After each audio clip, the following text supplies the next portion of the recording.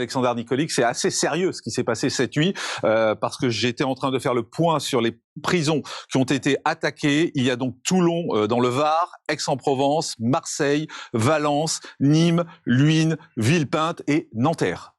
Oui, on ne sait pas vraiment quel est ce groupe qui, en tout cas, a l'air de revendiquer.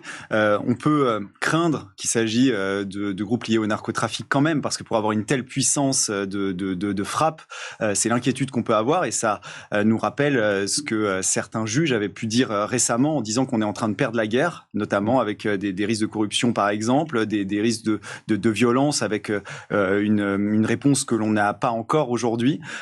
Et ça touche déjà d'autres pays européens. Je pense évidemment aux Pays-Bas et à la Belgique, où il y a eu des journalistes qui ont été tués, des témoins qui ont été tués, où l'État n'arrive plus à faire face, ce qui fait dire aujourd'hui que c'est quasi un narco-État, parce qu'il y a une influence même politique. Donc face à ça, il va falloir qu'on s'arme, évidemment.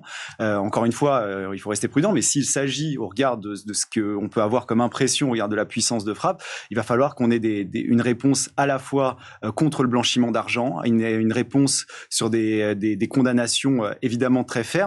Et puis, il va falloir qu'on s'en prenne aux pays d'origine. Vous savez, là, c'est beaucoup lié à la cocaïne. La cocaïne, ça vient de 3 pays. La Bolivie, le Pérou et la Colombie.